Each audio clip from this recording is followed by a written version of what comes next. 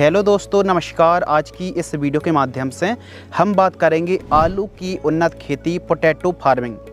2024-2025 में आलू की खेती किस प्रकार करना चाहिए। जब हम 2024-25 में बात कर रहे हैं तो इस समय लेट ब्लाइट, अर्ली ब्लाइट और घटता जो उत्पादन है इसको हम कैसे बढ़ा सकते हैं, कब कौन सी खाद दवाइयों का इस्तेमाल करना चाहिए। इसके अलावा आलू के कंद यानी ट्यूबर में जो स्कैब की समस्या आती है इसे आप कैसे कंट्रोल कर सकते हैं। बीज उपचार, आपको कौन सी फफूंदनाशक, कौन सी बेस्ट फफूंदनाशक से करना चाहिए, बेस्ट वैरायटी और कितनी दूरी पर आपको आलू को लगाना चाहिए ताकि आप अधिकतम उत्पादन निकाल सकें। चलिए दोस्तों शुरू करते हैं। सबसे पहले आलू की बेस्ट वैरायटियों की बात करते हैं जिनकी पैदावार काफ़ी लाजवाब है। तो आलू की हमने फर्स्ट पायदान पर जो वैरायटी रखी है कुफरी पुखराज वैरायटी को आप लगा सकते हैं। कुफरी पुखराज वैरायटी लगभग 90 दिन में तैयार हो जाती है। दूसरे पायदान पर हमने कुफरी बादशाह वैरायटी को रखा है जो कि 100 से 110 दिन में तैयार हो जाती है। इसके अलावा कुफरी चिप्सोना 1, कुफरी चिप्सोना 3 जैसी वैरायटी को आप लगा सकते हैं। इसके अलावा कुफरी मोहन है, कुफरी हिमसोना और कुफरी ख्याति जैसी वैरायटियों को आप लगा सकते हैं। यह वैरायटी सबसे बेस्ट वैरायटी हैं और कुफरी पुखराज, कुफरी बादशाह यह सबसे ज़्यादा लगाई जाने वाली किस्मों में से एक हैं। इन्हीं किस्मों में से आप कैसे अधिकतम उपज निकाल सकते हैं इस वीडियो में हम समझने वाले हैं। सबसे पहले हम बात करते हैं टाइमिंग यानी समय। तो आलू की खेती करने के लिए 5 नवंबर से लेकर के 15 नवंबर के बीच का जो समय रहता है वो काफ़ी सूटेबल माना जाता है। जब भी आप खेत की तैयारी कर रहे हैं तो उपजाऊ जो भूमि रहती है, दोमट भूमि रहती है, सैंडी सॉइल है, यानी उपजाऊ दोमट भूमि पर आलू का उत्पादन काफ़ी शानदार देखने के लिए मिलता है। मृदा की पीएच वैल्यू 5.5 से लेकर के 6.5-7 तक बहुत अच्छी मानी जाती है। मृदा की पीएच वैल्यू दोस्तों यदि 8 से भी अधिक है, अधिक एल्कलाइन सॉइल है, तो फिर 50 किलोग्राम जिप्सम जो कि बहुत सस्ता होता है, एक बैग 50 किलोग्राम एक बैग आपको पूरे एक खेत में 1 एकड़ में प्रयोग करके यानी अच्छे से प्लोविंग कराना चाहिए। और अच्छे से मिट्टी को तैयार करने के लिए 1 से 2 बार कल्टीवेटर से तोता हल से प्लोविंग कराएं। उसके बाद डिस्क हैरो है या फिर रोटावेटर से मिट्टी को अच्छे तरीके से भुरभुरी करा लीजिए। और जब आप खेत की तैयारी कर रहे हैं तो 1 से 2 ट्रॉली गोबर की खाद आपको ज़रूर प्रयोग करना चाहिए। यानी मिट्टी जितनी ज़्यादा भुरभुरी रहेगी पोटैटो प्लांटर से प्लांटेशन करने में आसानी होगी, यानी आलू को लगाने में काफ़ी मदद होने वाली है। तो मिट्टी को अच्छे तरीके से भुरभुरी करा लीजिए। खेत के चारों साइड साफ सफाई होना बहुत ज़्यादा ज़रूरी है। बेसल डोज, आलू एक ऐसी फसल है जिसकी उपज बहुत ज़्यादा निकलती है। तो जब ज़्यादा उत्पादन निकलता है, अन्य फसलों की यदि हम तुलना करें तो इसका उत्पादन अधिकतम होता है। अब जब ज़्यादा उत्पादन हो रहा है तो पोषक तत्वों की भी अधिक आवश्यकता पड़ने वाली है। तो जो ज़्यादा पोषक तत्वों की जब बात आ रही है तो इसमें phosphorus, potassium, sulphur, calcium, zinc और बोरोन जैसे पोषक तत्व शामिल हैं। अब नाइट्रोजन, यूरिया को तो सभी किसान भाई यूज़ कर ही लेते हैं, लेकिन पोटेशियम, फॉस्फोरस, सल्फर और कैल्शियम यह 4-5 जो पोषक तत्व हैं कहीं ना कहीं कमी रह जाती है, डिफिशियंसी रह जाती है। तो एक अच्छी पैदावार निकालने के लिए जो मेन स्तंभ है वो खेत की तैयारी के बाद बेसल डोज। अब बेसल डोज जब आप बुआई कर रहे हैं, पोटैटो प्लांटर से बुआई कर रहे हैं या फिर हाथों से लगा रहे हैं, तो आपको कौन कौन सी खादों का इस्तेमाल करना चाहिए आइए समझते हैं। अब लगातार रबी सीजन की फसलों की मतलब एक प्रकार से आगमन हो चुका है, बुआई लगातार चल रही है, चाहे गेहूँ हो, चना हो, मटर हो, मसूर हो, यानी अलग अलग प्रकार की फसलों को लगाया जा रहा है रबी सीजन में। तो ऐसी कंडीशन पर कहीं डीएपी अनुपलब्ध है तो कहीं एनपीके नहीं मिल पा रहा है। तो यदि एनपीके मिल रहा है तो एनपीके से भी काम चला सकते हैं, और डीएपी मिल जाता है तो फिर डीएपी वाला कॉम्बिनेशन भी बताने वाले हैं। यदि डीएपी खाद 18-40 उपलब्ध है तो इस फसल के लिए, आलू की फसल के लिए 3 से लेकर के 4 बैग आपको डीएपी खाद इस्तेमाल करनी पड़ेगी 1 एकड़ में 18-40, यानी 150 से 200 किलोग्राम प्रयोग करें। MOP muriate of potash 50 kilogram 60% वाली, और गोबर की खाद तो आपको इस्तेमाल करनी ही करनी है।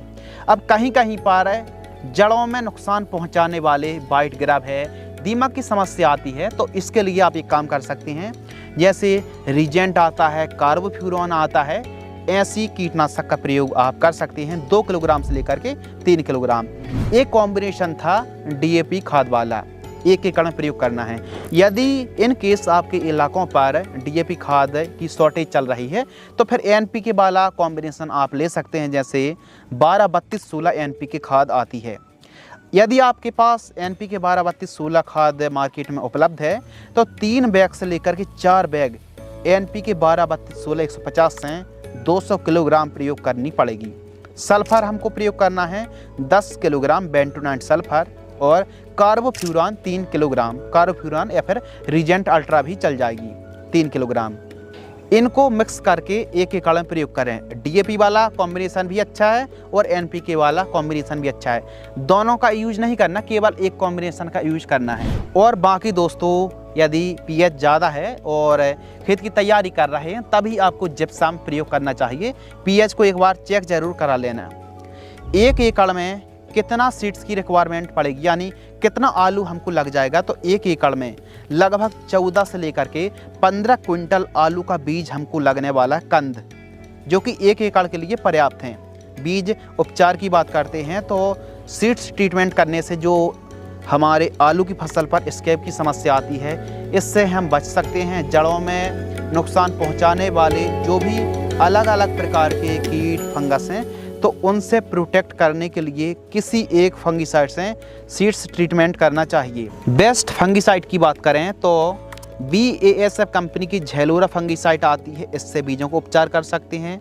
बायर कंपनी की एबर गोल्ड एक्सटेंड, सिजेंटा कंपनी की वाइब्रेंस इंट्रीगल 3 धारी तलवार 3 साल्ट हैं, UPL कंपनी की इलेक्ट्रॉन, अलग अलग डोज आप देख रहे हैं। बीज उपचार करने के लिए जो निर्धारित फंगिसाइड की मात्रा है वो कुछ इस प्रकार आप देख रहे हैं। तो यदि आप 14-15 क्विंटल आलू का बीज उपचार करते हैं तो इतनी फंगिसाइड की आपको आवश्यकता पड़ने वाली कोई एक फंगिसाइड को आप ले सकते हैं।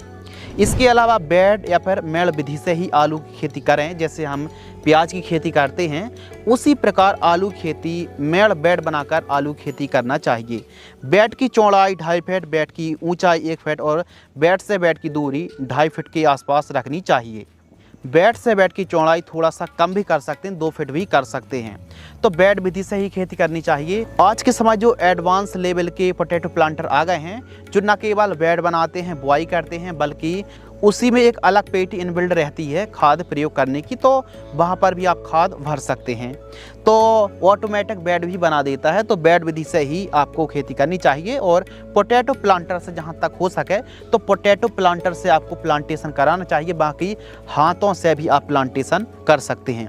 कितनी दूरी पर प्लांटेशन करना चाहिए, तो लाइन से लाइन की दूरी 45 सेंटीमीटर, पौधे से पौधे की दूरी 15 सेंटीमीटर, और जो गहराई आपको रखनी है 6 से 7 सेंटीमीटर गहराई पर आपको आलू की बुआई करनी चाहिए। और दोस्तों, आप एक बेड पर डबल लाइन पर जिगजैग प्लांटेशन कर सकते हैं, यानी जो 2 फुट 2.5 फीट की बेड होती है वहाँ पर आप जिगजैग प्लांटेशन कर सकते हैं। और बेड से बेड की जो दूरी है, जो आप डिस्टेंस रख रहे हैं लाइन से लाइन की दूरी, वो 45 सेंटीमीटर रख सकते हैं, लेकिन एक बेड पर डबल लाइन पर प्लांटेशन करना चाहिए। बुआई आप हाथों से भी कर सकते हैं और पोटैटो प्लांटर से भी बुआई कर सकते हैं, लेकिन सिंचाई एरीगेशन का सबसे जो बेस्ट ऑप्शन है, आप स्प्रिंकलर से, हल्के स्प्रिंकलर से भी आप सिंचाई कर सकते हैं। Rain pipe, flat irrigation, drip irrigation, लेकिन सबसे जो बेस्ट है ना वो है फ्लैट एरीगेशन, यानी खुला हुआ पानी, और ड्रिप एरीगेशन से अच्छा उत्पादन देखने के लिए मिलता है। आवश्यकता अनुसार जैसी भूमि है 7 से लेकर के 10 दिन 12 दिन के अंतराल पर सिंचाई करनी चाहिए। और आलू की फसल पर जब हमने बुआई तो कर दी, लेकिन आलू की फसल पर यदि हम बहुत ज़्यादा सिंचाई करेंगे तो सड़ने की समस्या मेजर कारण है। तो इसलिए हल्की हल्की सिंचाई करें, पानी खेत में भर ना पाए। ज़्यादा देर तक कहीं खेत में पानी भरेगा, ज़्यादा पानी की सिंचाई कर देंगे आप, तो फिर सड़न की समस्या आने वाली है।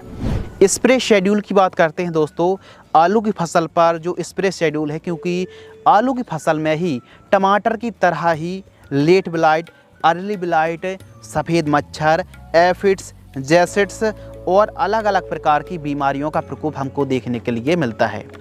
जैसे पीलापन, कमजोर बढ़वार। लेकिन लेट ब्लाइट, अर्ली ब्लाइट और पोटैटो स्कैब यह मेन और मेजर समस्याएं हैं। इनको कंट्रोल करने के लिए स्प्रे शेड्यूल, समय समय पर स्प्रे शेड्यूल चलाना बहुत ज़्यादा ज़रूरी है।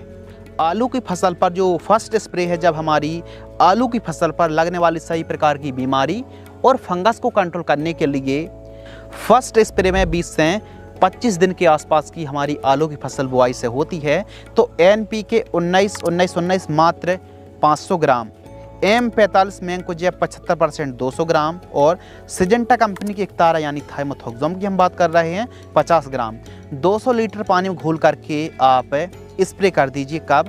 फर्स्ट स्प्रे जब 20 से 25 दिन की फसल हो तब।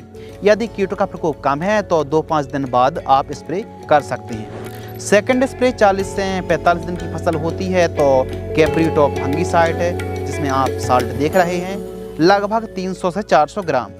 क्वांटिस बढ़वार में मदद करेगा। यदि बढ़वार कमज़ोर है तो Syngenta company Quantis bio stimulant है, प्लांट ग्रोथ है, प्रमोटर है 400 ml और घरडा कंपनी की पुलिस, जिसमें इमीडाक्लोरप्रिड और फिप्रोनिल का कॉम्बिनेशन है। यह एक सिस्टमिक प्लस कॉन्टैक्ट कीटनाशक है। आपको लेना है 60 ग्राम से लेकर के 70 ग्राम। इन दोनों तीनों को मिक्स करके 200 लीटर पानी घोल करके प्रति एकड़ स्प्रे कर दीजिए। थर्ड स्प्रे की बात करें तो 60 से 65 दिन की जब हमारी आलू की फसल हो जाए तो इस समय कन्नों के विकास के लिए हम पोटेशियम और सल्फर का स्प्रे कर रहे हैं। 0050 जो उर्वरक खाद आती है, घुलनशील खाद आती है, इसको हम ले रहे हैं। बायर कंपनी की इन्फिनेटो 300 से 400 ml और बायर कंपनी की सोलेमन इंसेक्टिसाइड 150 ml। इनको घोल करके एक एकड़ में स्प्रे करना चाहिए। इस प्रकार दोस्तों आपको आलू की फसल पर प्रॉपर स्प्रे शेड्यूल चलाना चाहिए।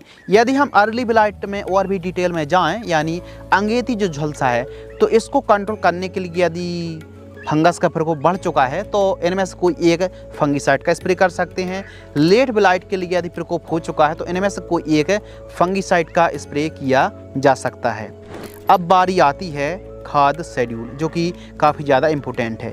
तो हमारी आलू की फसल पर पहली खाद 25 दिन, यूरिया लेना है हमको 45 किलोग्राम और सागरिका दानेदार 8 से 10 किलोग्राम।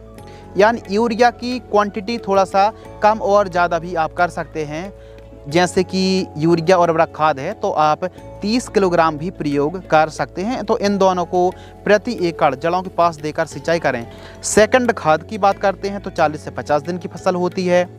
यूरिया खाद हमको प्रयोग करनी है लगभग 45 kilogram, magnesium sulphate 10 kilogram, ferrous sulphate 10 kilogram और माइक्रो न्यूट्रियन 6 किलोग्राम। इन सभी को मिक्स करके एक एकड़ में प्रयोग करना चाहिए 40 से 45 दिन की जब हमारी फसल होती है। और टॉप ड्रेसिंग 1 से 2 बार आलू की फसल में मिट्टी को जरूर चढ़ाना चाहिए ताकि आलू हरे ना रह जाएं और आलू मोटे वजनदार अच्छे हों।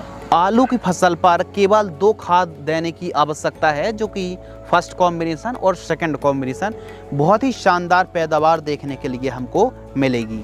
अब अगले विषय के बारे में बात करते हैं, लाइफ साइकिल। तो जो आलू की फसल है वो 90 दिन से लेकर के 110 दिन में तैयार हो जाती है। और प्रोडक्शन की बात करते हैं तो 160 क्विंटल से लेकर के 180 क्विंटल तक पैदावार आप निकाल सकते हैं।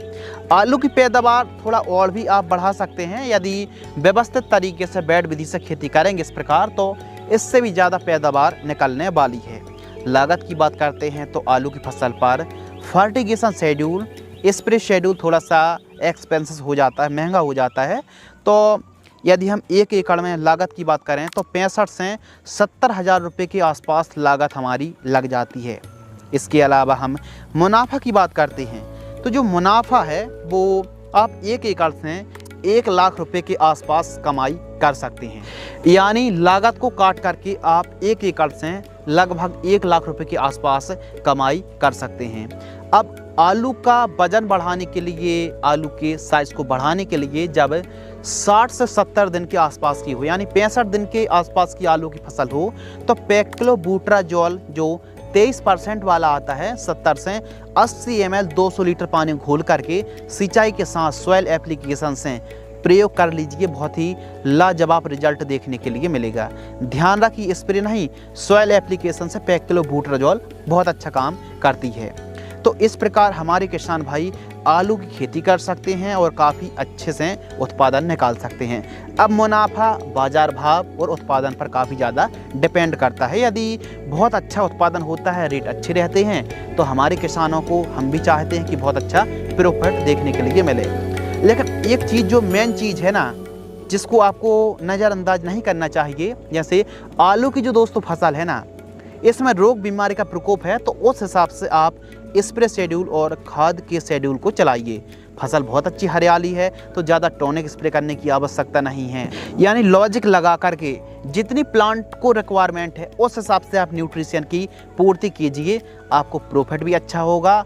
और आपको देखा देखी बिल्कुल नहीं करना है कि बाजू वाले ने 4 बोरी यूरिया इस्तेमाल करी तो आप भी 4 बोरी यूरिया इस्तेमाल कर लें।